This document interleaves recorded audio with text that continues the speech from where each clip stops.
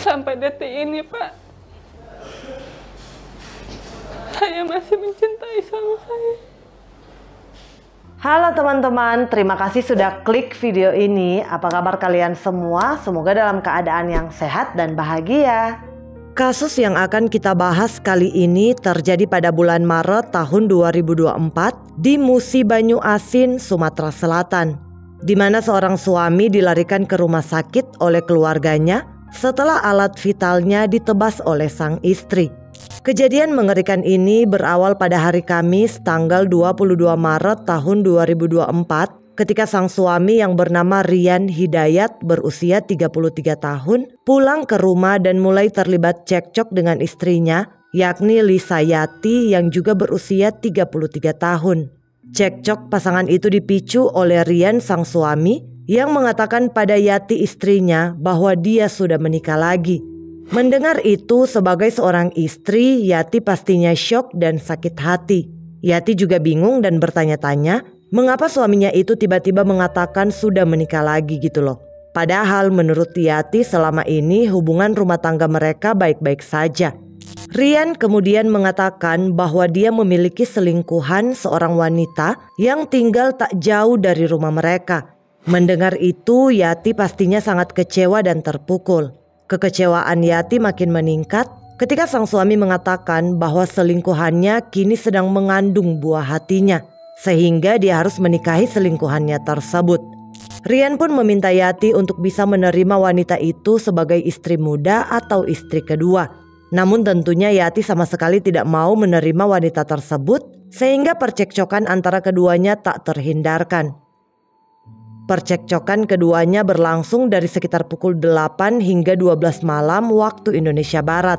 Di tengah pertengkaran, Yati meminta Rian untuk menceraikannya saja daripada harus berbagi suami dengan wanita lain. Tetapi anehnya Rian tidak mau menceraikannya. Yati pun meminta suaminya itu untuk menceraikan si selingkuhan atau istri mudanya saja. Namun Rian juga tidak mau dengan alasan bahwa istri mudanya itu telah mengandung buah hatinya. Jadi memang Rian ingin poligami guys. Suami istri itu terus cekcok sampai sekitar pukul 12 malam, di mana Rian terus meminta Yati untuk menerima wanita tersebut.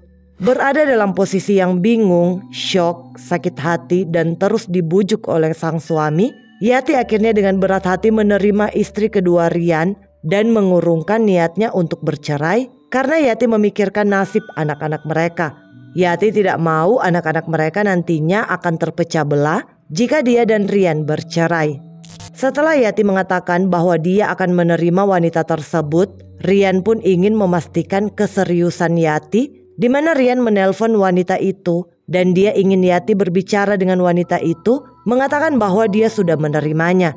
Yati pun menuruti permintaan Rian. Yati berbicara dengan wanita tersebut di telepon dan mengatakan bahwa dia akan menerimanya sebagai istri kedua Rian. Terjadilah percakapan antara istri pertama dan istri kedua. "Kamu orang sini kan?" tanya Yati. "Bukan, orang Riau," jawab wanita itu. Yati bertanya lagi, "Kamu tahu kalau Rian ada anak istri?" Namun wanita itu diam, tidak menjawab apapun. Kemudian tiba-tiba wanita itu berkata mau bagaimana lagi karena dirinya sudah terlanjur berhubungan dengan Rian.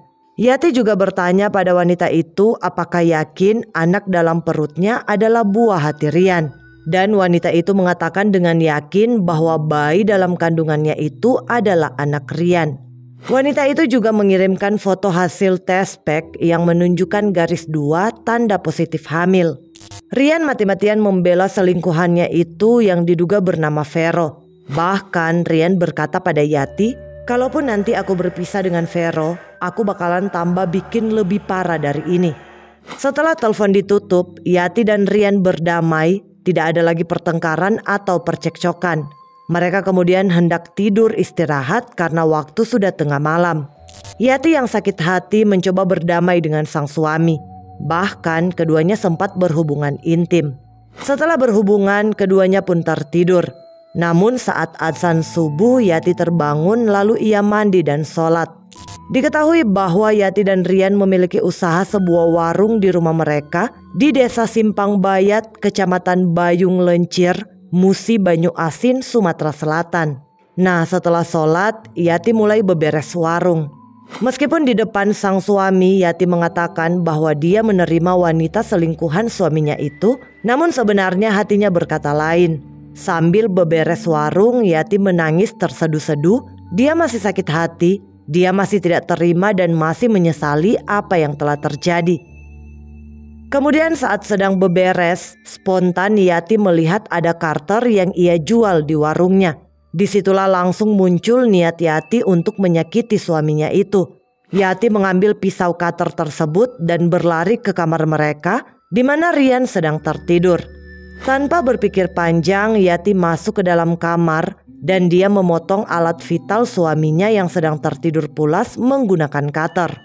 Yati mengaku niatnya itu muncul secara mendadak atau spontan setelah melihat cutter di warung mereka. Jadi katanya memang tidak direncanakan. Setelah Yati memotong alat vital suaminya, Rian pun langsung terbangun dan menjerit kesakitan.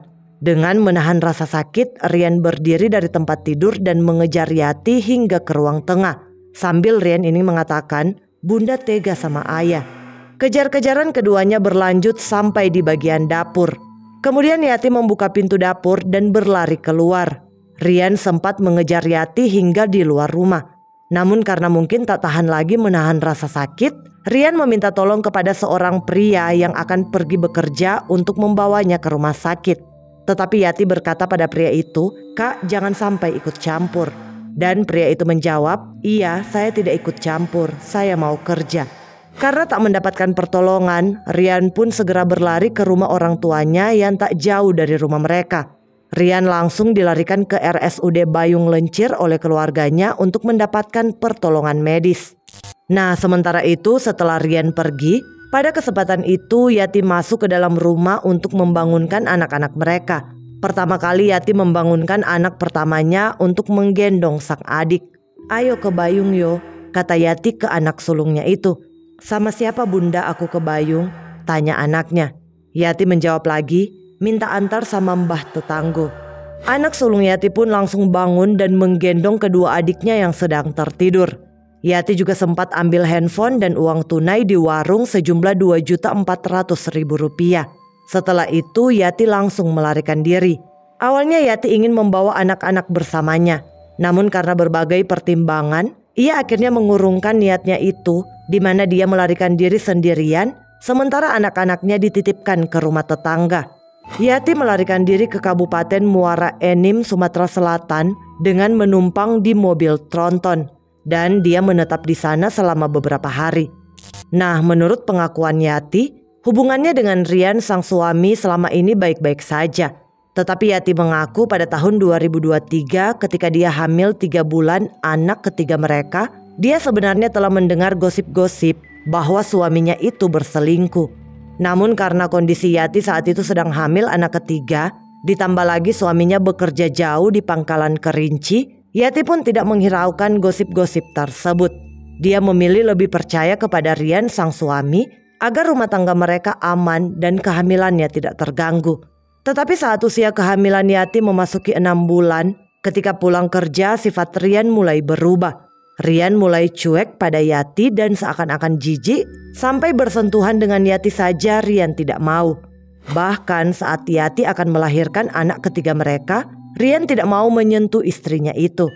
Diketahui bahwa Yati dan Rian telah menikah selama 11 tahun dan dikaruniai 3 orang anak. Pasangan itu bertemu lalu berpacaran dari tahun 2008, kemudian keduanya menikah pada tahun 2013. Menurut Yati, selama 11 tahun berumah tangga, Rian tidak pernah melakukan kekerasan terhadapnya.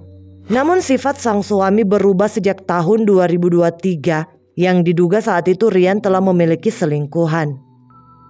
Dalam pengakuannya sambil menangis terseduh-seduh, Yati mengaku menyesal dan sebenarnya sampai detik ini dia masih mencintai suaminya itu. Dalam kesedihannya, Yati juga meminta maaf atas perbuatannya. Sampai detik ini, Pak, saya masih mencintai suami saya. Sementara itu Kapolsek Bayung Lencir yakni Ibtu Mas Suprayitno melalui Kanit Reskrim Eko Purnomo SHMH mengatakan bahwa pihaknya telah melimpahkan kasus ini ke PPPA Polres Muba untuk proses lebih lanjut. Nah, setelah melarikan diri ke Muara Enim, Yati kembali lagi ke Musi Banyu Asin dan menyerahkan dirinya ke polisi pada hari Senin tanggal 25 Maret tahun 2024. Pelaku diantar kakak kandungnya ke Polsek Bayung Lencir usai kabur ke Muara Enim. Kita juga sudah mengamankan barang bukti berupa 1 buah pisau cutter yang diduga digunakan pelaku dalam melancarkan aksinya, ujar Eko Purnomo. Pada saat menyerahkan diri ke kantor polisi, Yati masih sempat video callan dengan Rian sang suami. Dalam video callan tersebut, Yati meminta maaf pada Rian dan katanya Rian tidak marah padanya. Bahkan Rian mengatakan jika nanti ada laporan atau tuntutan terhadap Yati, itu bukan dari dirinya tetapi dari pihak keluarganya yang merasa geram dan marah akan apa yang telah Yati lakukan. Atas perbuatannya itu, Lisa Yati dijerat dengan pasal 44 ayat 2 Undang-Undang Nomor 23 Tahun 2004 tentang KDRT yang dimana Yati dipidana paling berat 10 tahun penjara atau denda sekitar 30 juta rupiah. Adapun barang bukti yang diamankan oleh polisi yakni berupa 1 buah pisau cutter warna hitam yang digunakan Yati melakukan aksi KDRT terhadap Rian suaminya. Oke guys, itu dia kasus Lisa Yati di Musi Banyu Asin.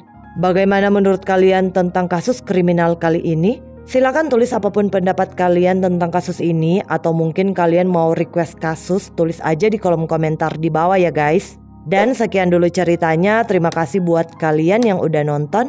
Sampai jumpa lagi di video selanjutnya. Bye!